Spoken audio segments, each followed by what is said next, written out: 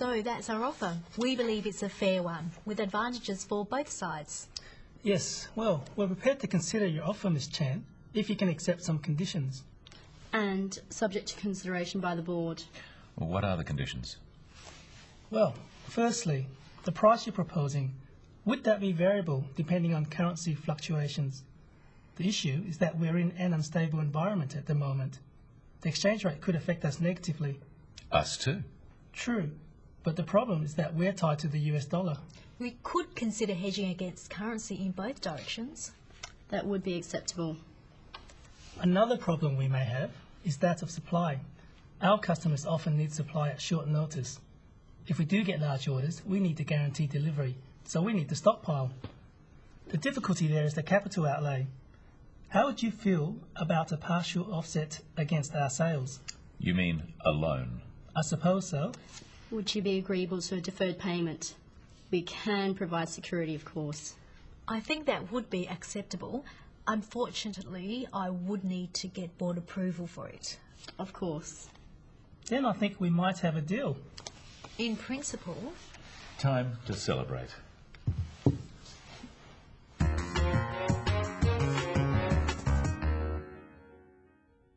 In negotiations, it's usual for each side to have conditions that make the deal better or safer for them. A condition is a change in the terms of a deal which is necessary before one side or the other agrees. Yes, well, we're prepared to consider your offer, Ms. Chan, if you can accept some conditions. And subject to consideration by the board. Notice that Victor uses language carefully. He doesn't say, "We agree to your offer." He says, "We're prepared to consider your offer." He is signalling to the other side that there is a chance for agreement by using the word consider, which means think about.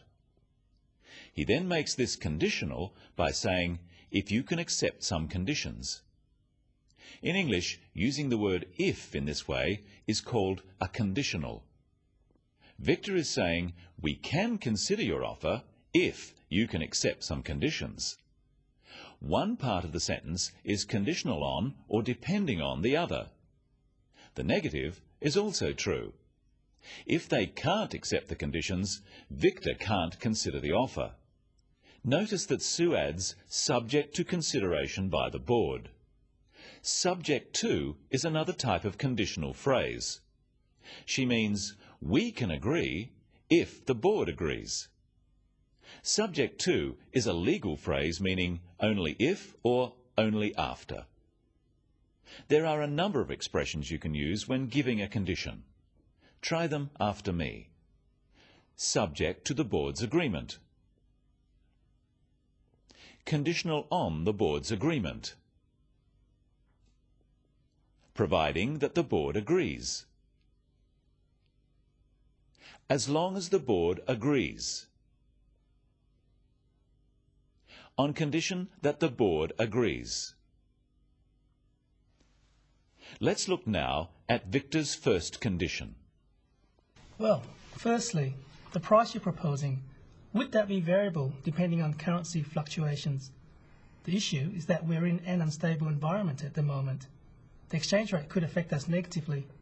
When Victor is talking about conditions, he is exploring various scenarios or things that could happen. Notice that he explains what the problem is. He says, the issue is that we're in an unstable environment. The issue means the problem or the thing that needs discussing. Practice with Victor some ways of introducing a problem. The issue is the exchange rate. The problem is the exchange rate. The difficulty we have is with the exchange rate. One thing that could happen is that the exchange rate, the amount of money you can exchange in one currency for another, may change. Notice that Victor uses the words would and could. Would is like a conditional. One thing might result in another thing happening. The exchange rate might change. Victor is talking about the price for their product. He asks, would that be variable depending on currency fluctuations? fluctuations are changes. We can express this another way. If the currency changes, will the price change? Could is used to express a possibility, something that might happen. Victor says the exchange rate could affect us negatively. Notice that you can say something will affect you negatively, it will have a negative or bad effect, or positively, it will have a positive or good effect. What is Lynn's response to this first condition or concern of Victor's? We could consider hedging against currency in both directions. That would be acceptable. Like Victor, Lynn is being careful. She uses the word consider rather than just agreeing. She's waiting until the whole deal is clear. We can give both questions and answers using these could and would phrases. Practice them after Lynn and Victor. Would you consider hedging against currency? Would you agree to hedging against currency? We could consider hedging against currency. We could agree to hedging against currency. Sue comments, that would be acceptable. Acceptable simply means able to be accepted. They can agree to this solution. Practice with Sue some phrases you can use to agree and disagree to conditions. That would be acceptable. We can agree to that. We would be agreeable to that. That wouldn't be acceptable, I'm afraid. I'm afraid we can't agree to that. We wouldn't be agreeable to that. Notice that to agree with someone is to think they are right. To agree to something is to accept a proposal. What is Victor's second condition? Let's see. If we do get large orders, we need to guarantee delivery, so we need to stockpile. The difficulty there is the capital outlay. How would you feel about a partial offset against our sales? You might use the phrase, how would you feel about something, if you think it may be a difficult condition for the other side to accept. Sue puts this proposal a different way. Would you be agreeable to a deferred payment? We can provide security, of course. I think that would be acceptable. Unfortunately, I would need to get board approval for it. Sue uses the phrase, would you be agreeable? Would you be agreeable to a deferred payment? A deferred payment is when you pay later for something you buy. Lynn thinks this condition is acceptable, but she makes it conditional on board approval by saying, I would need to get board approval. Notice the stress on would. Practice some phrases you can use for this type of condition. That would have to have board approval.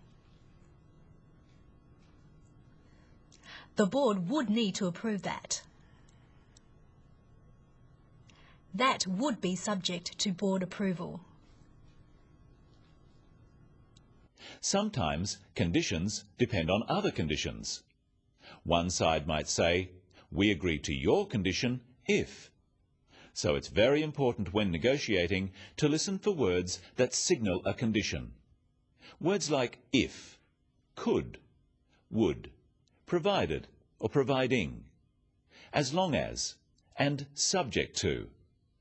And words that might signal a problem, such as problem, unfortunately, and however. Notice that even at the end, they are being careful about what they say. Then I think we might have a deal. In principle, Lynn agrees in principle. This means they have agreed on terms among themselves, but as she needs board approval, she can't authorise the agreement right now. And right now, we've reached the end of today's program. See you next time on The Business of English.